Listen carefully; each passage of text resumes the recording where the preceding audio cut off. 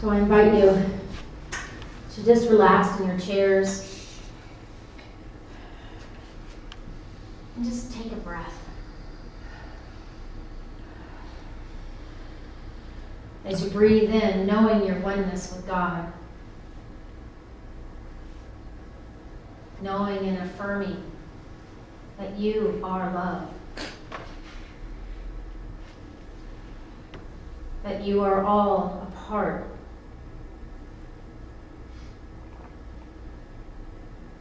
of the great idea and expression of love, peace. Breathe in, allowing God to be fully present in your awareness.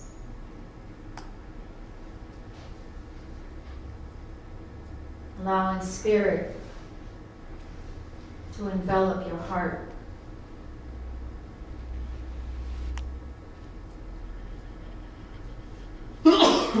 We know that Spirit is here all around us, through us, as us. We come here this morning to feel the presence, to feel the oneness, to affirm that we are children of God, that we are children of the universe.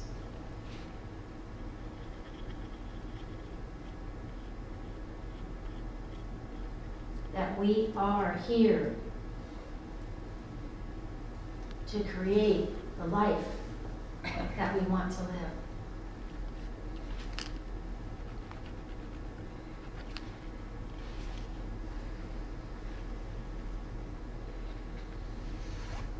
As we move into a time of silence, I invite you to bring somebody into your thought that you know that could use that oneness. Not only use it, but to be it.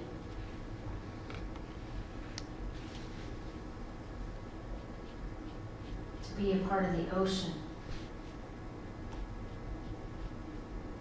To be a part of infinite possibilities.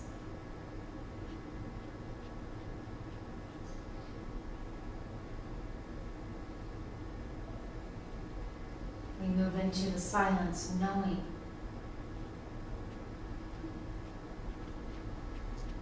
that which we cannot see in this physical realm, we will see it with communion and oneness with Spirit.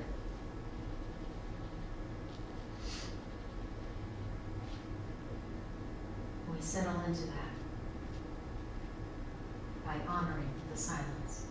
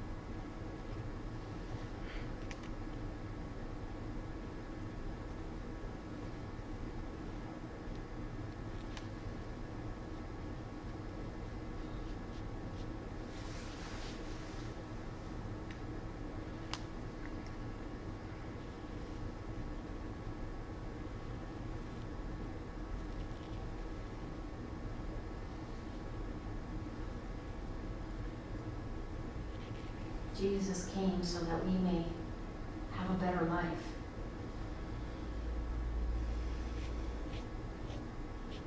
He came so that he may teach us the techniques that he used to find that divine principle, to find that unity with God.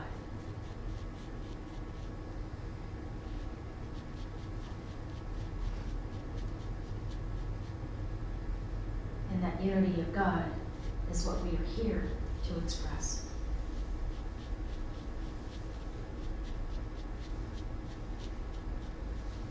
And for this we are grateful.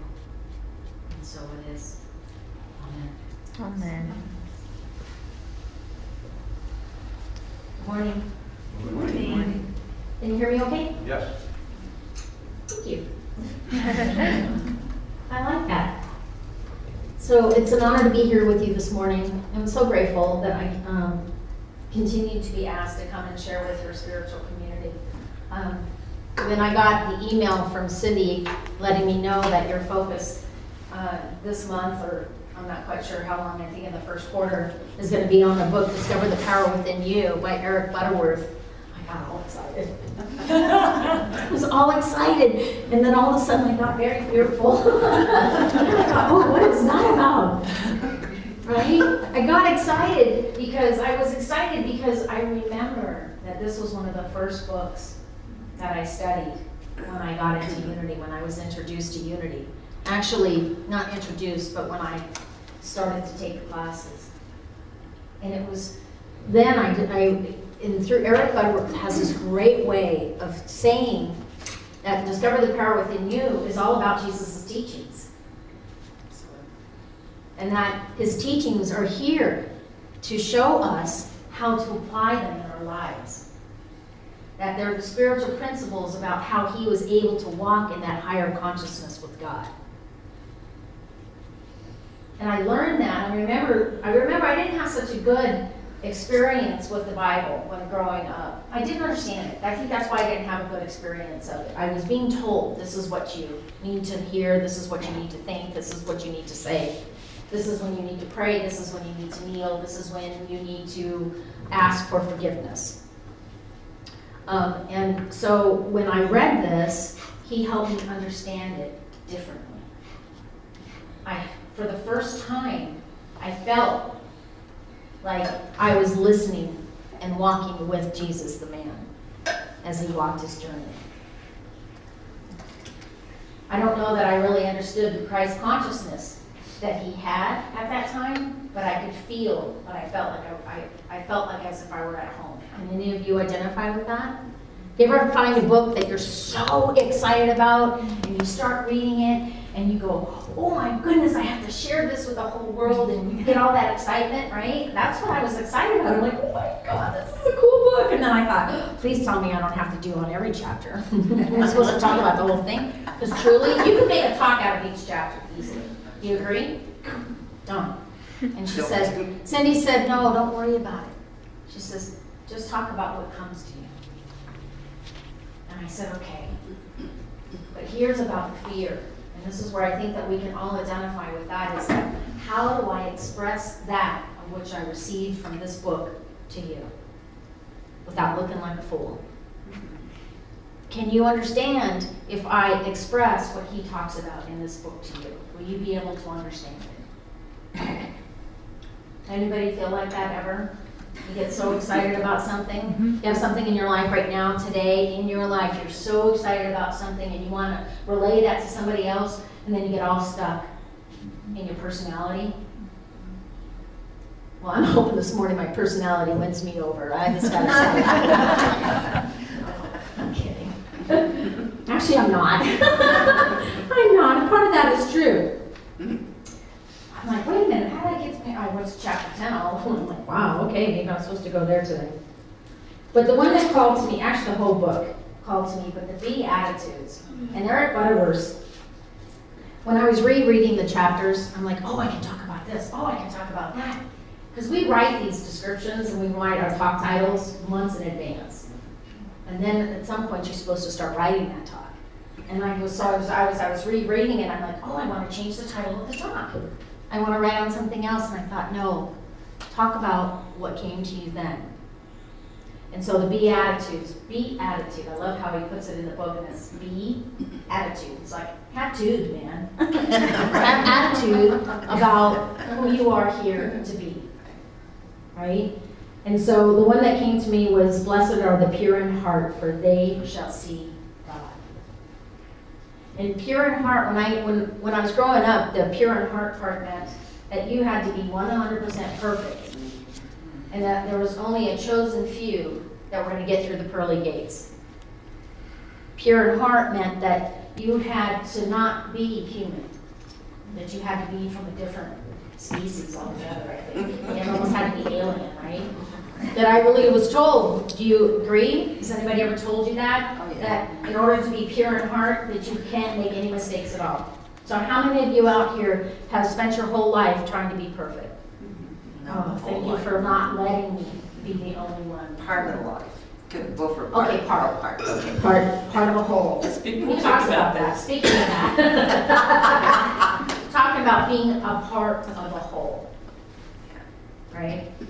So I'm going to read this to you. It says, Jesus says, judge not according to the appearance, but judge righteous judgment. That was in John 7:24. Don't let the apparent block the real.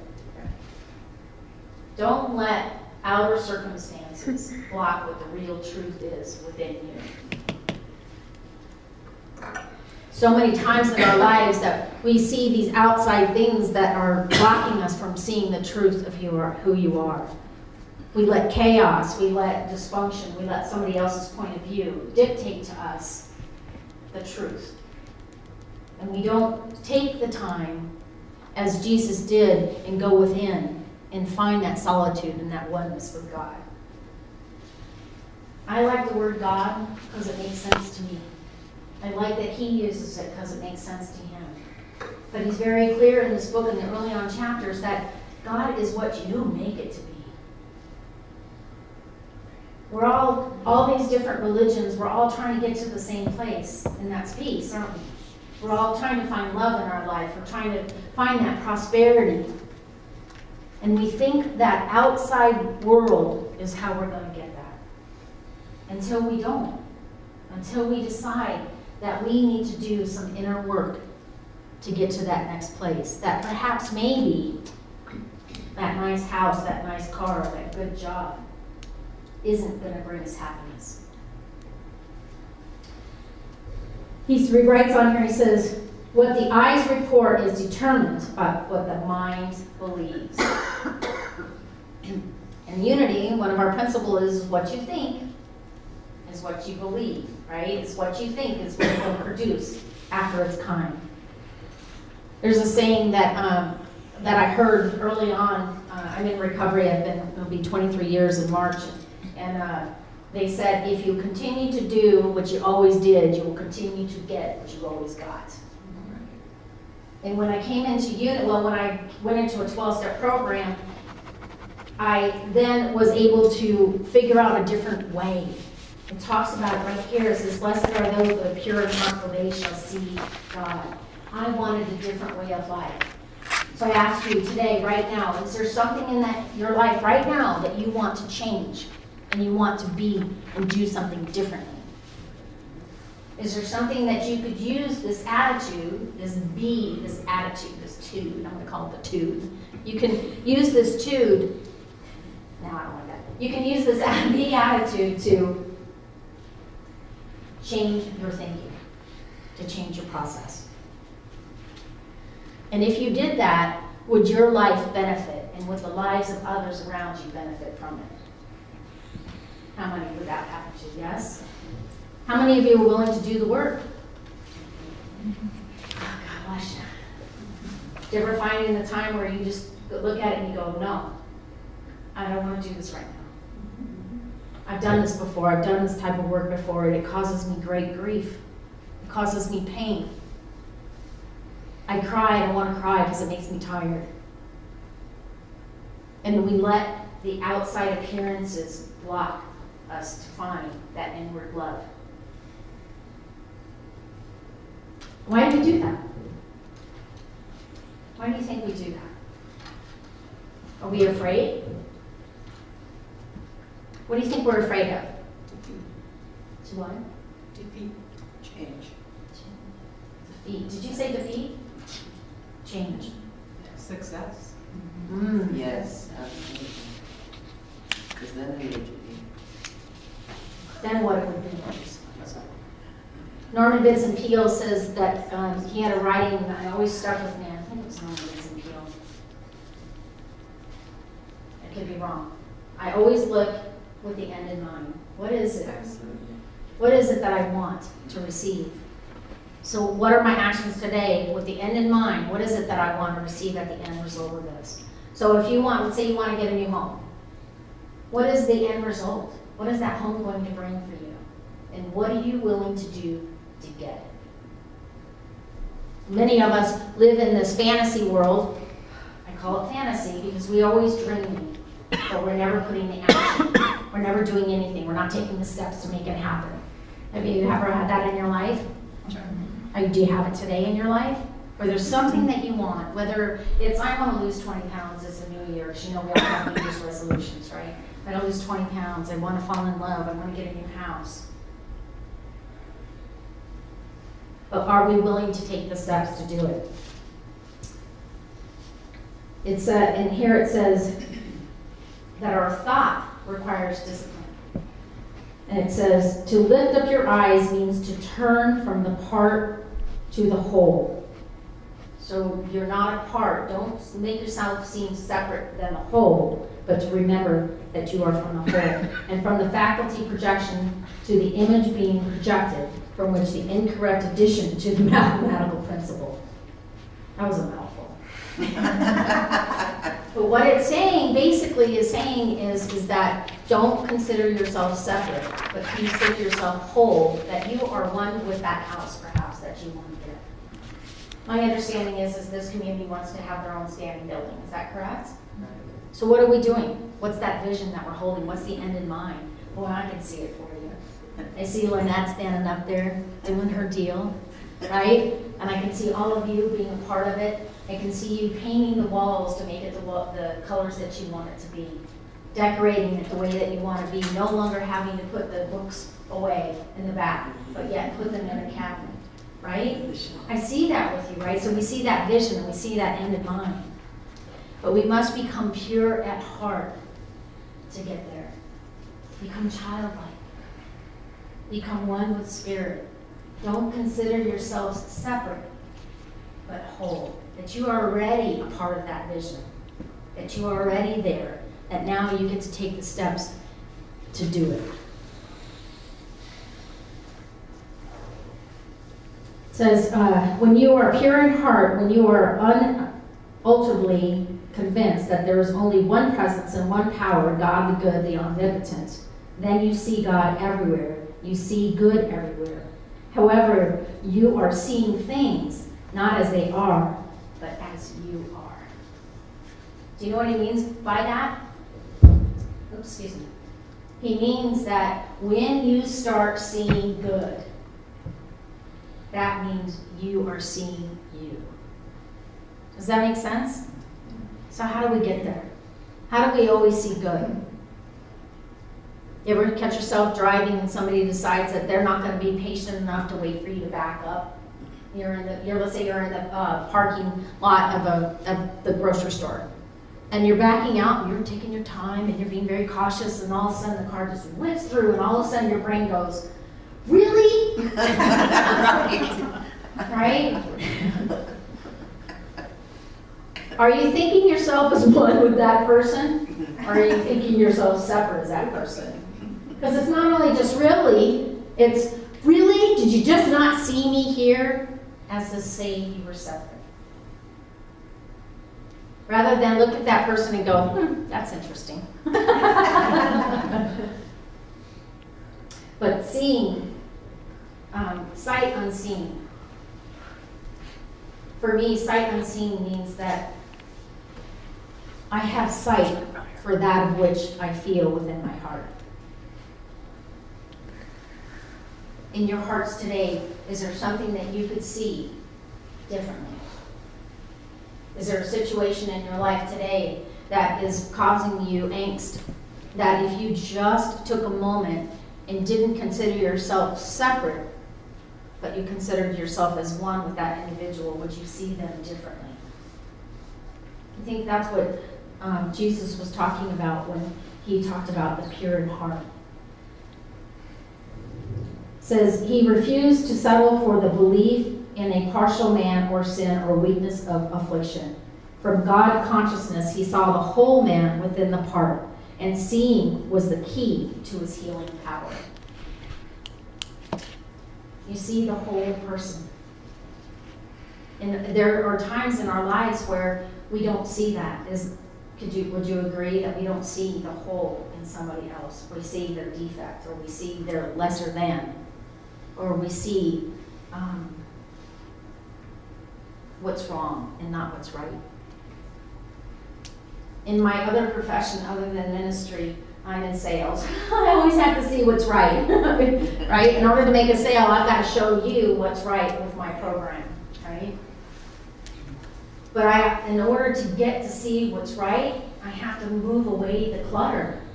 I have to help that individual figure out what would make that right for them. So I ask them defining questions. Is the processes you have in place today helping you move closer to your goal?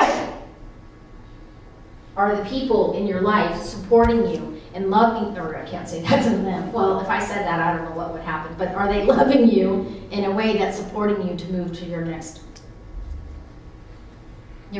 goal, your next step? Are you asking these questions on your daily life, or are you just going about your business? And putting those blinders on, just saying that if I just don't look at it, I can't see it. That's an oxymoron, isn't it? If I just don't look at it, I can't see it. Kind of sounds like one. The seeing is in the insight, which influences the outlook. So I invite you to take a moment to look beyond the problem, to look at it with the eyes of love. Have attitude. Be attitude. Be pure at heart. Allow God's grace. Isn't that a beautiful word, grace? Allow God's grace to be present in your life.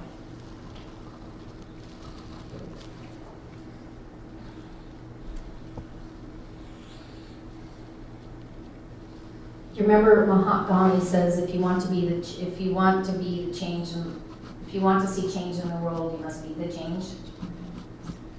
He says it here too. It says, if you want to change the world or to be an influence for such a change, you must begin within yourself by changing the way you see the world. If you see lack, if you see the glass half empty, see the glass half full. If you see the person driving that isn't the best driver, see them driving with grace and ease, or however that looks. If you have a loved one in your life that is in pain, see them whole. See them whole. See them as pure and individual beings of God. If you have pain yourself, Myrtle Fillmore was the great advocate of this. This is our basis of who we are. Is that she did not see her illness, rather she saw her wholeness. And she overcame great sickness, didn't she? So I invite you, if you see your glass half empty, see it half full. See it full. If you see yourself separate, see yourself as a part of. He does a description in here about the butterfly and the caterpillar. And you see them as two individual entities, don't you? There's a caterpillar, it's all squiggly and crinkly, and it's got all these legs, and it's moving all around on the ground. And then you see this beautiful butterfly flying in the air. But the truth is, they're one and the same. That through consciousness and a shift in consciousness, the caterpillar becomes the butterfly. So as we change our minds and we go deep inside and we tap into that greater love that is within us, we begin to see differently. We don't have to have proof.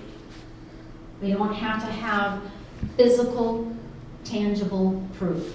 There's this inner knowing that you are good, that we are good, that our loved ones are good, that the boss that might be irritating us is good.